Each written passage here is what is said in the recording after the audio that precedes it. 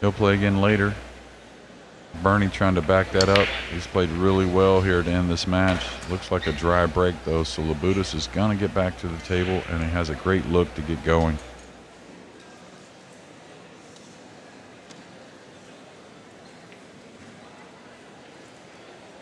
Yeah, everything kind of collided down here in the lower right corner. Looks like the 5-9's a little nasty down here on the lower right end. You'll see that whenever he gets up off this one ball.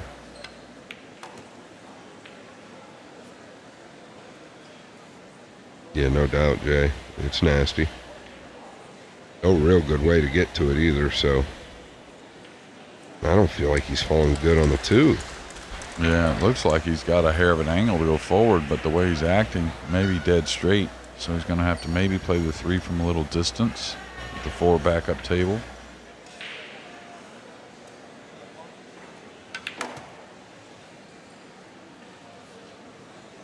Got a lot out of that, dodging the brown 7.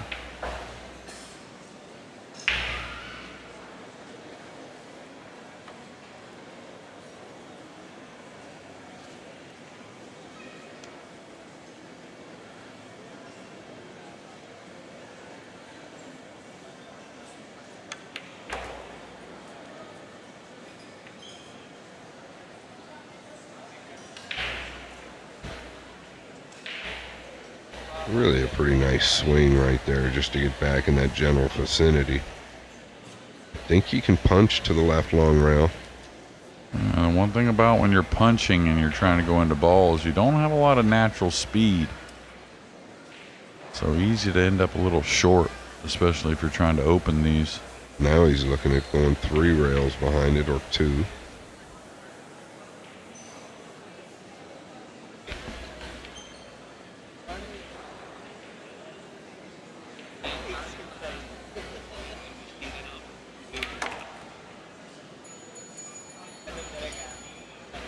Just the worst flick he could ask for.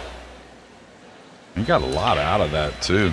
I'll tell you. Yeah, that's cold, right? Catches it a little heavier and it's going to come right out.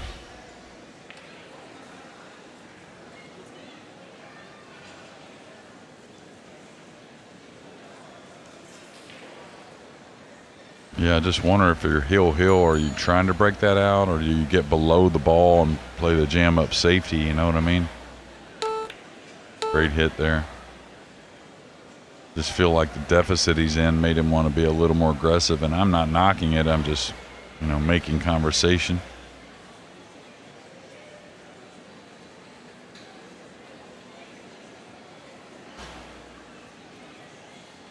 All right.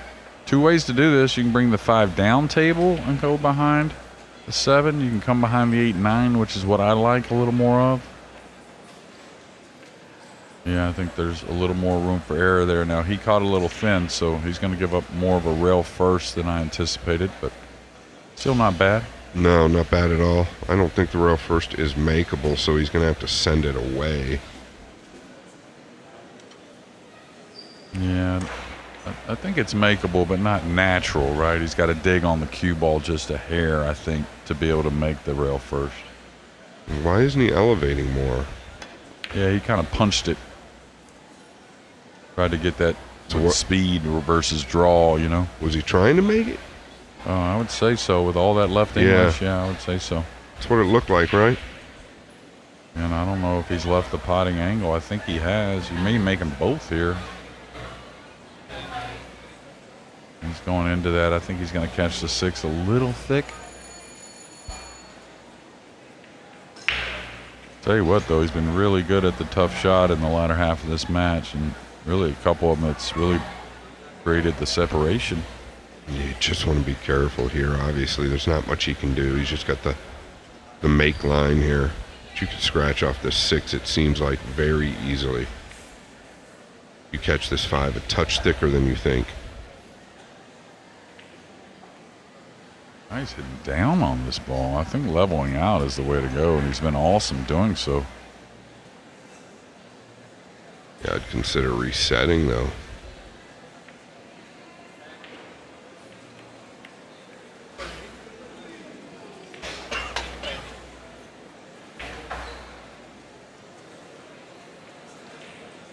You know, what do you do? Overcut it just a tick? I think so, yep.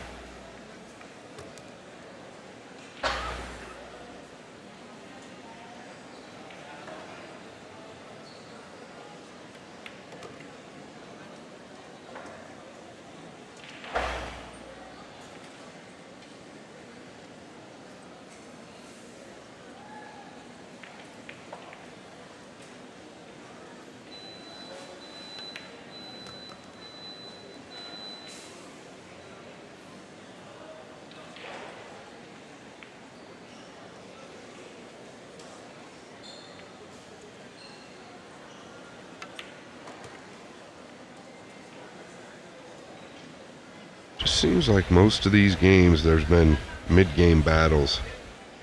Not too many one-man runs. The Buddhist within 3.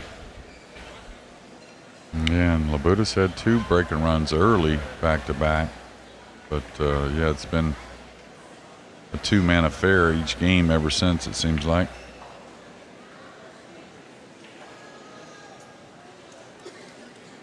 Six apiece. Garcia at the table with the 9. Neverett seems like he never goes away. Just consistently grinding.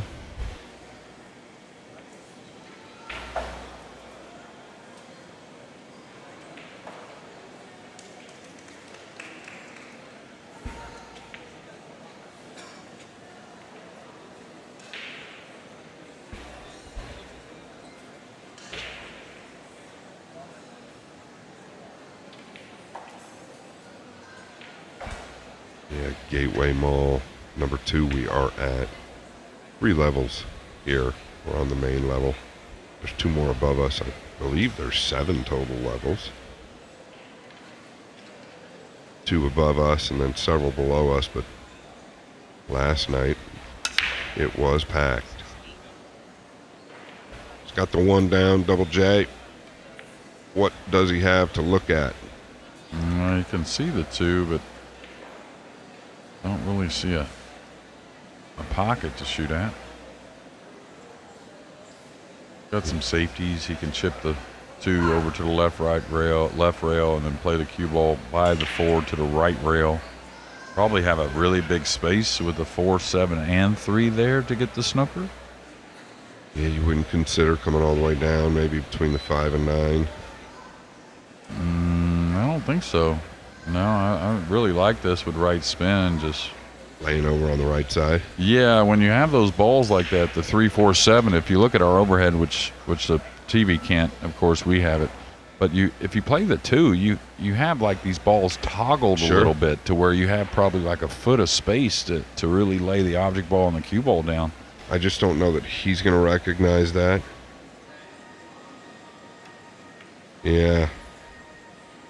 Just didn't feel like he would recognize it. I think it was for sure the right shot. He may get away with this, but he's sold out, really, but not an easy shot. I mean, it required something a little light with some right spin, but I mean, nothing really that difficult for these guys.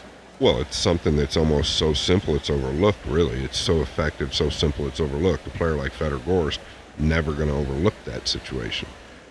And it is what it is.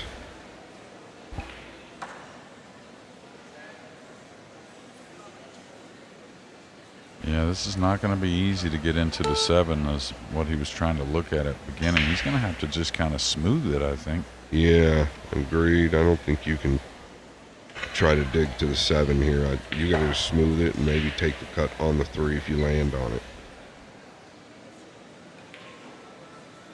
Yeah, you could have opened it with the hair right, but I don't like that either. Maybe just straight ball. We hit it sweet. Watch where the 2, if we get a replay. That's unbelievable. Yeah, the 2 hit the very, very right side of the pocket. I think that's the only way he gets into the 7-1 cushion. Yeah, so playing pocket percentage. Definitely playing the 2 to the inside of the pocket there. Yeah, and you don't really feel the aim on that. You feel as much playing the cue ball route, which takes the 2 to that right side of the pocket.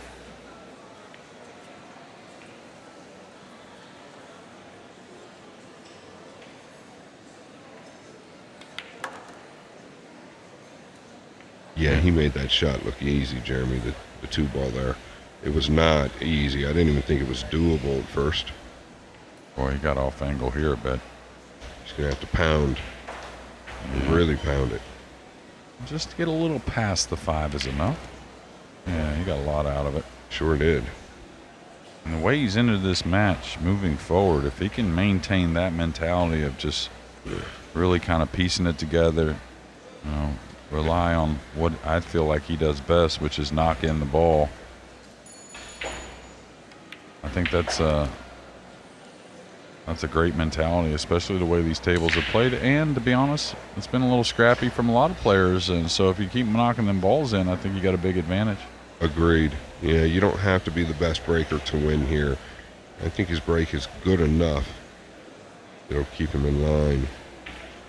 Just continue to rely on making the ball, staying comfortable.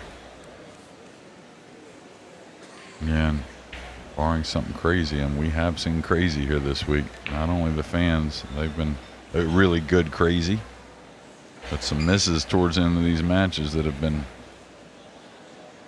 really nuts, and by some of the greatest players on the planet. So we're going to lose Pius. It's been a great few weeks for him. He'll continue on. Just tells you how many great players there are, right, Double J? I mean, Pius is one that we thought might come back here and snap this off as well, but there's so many in line to take his place, and this is one of them right here. Yeah, the Prince is going to move forward, and a great response there from the crowd, and definitely a deserving win.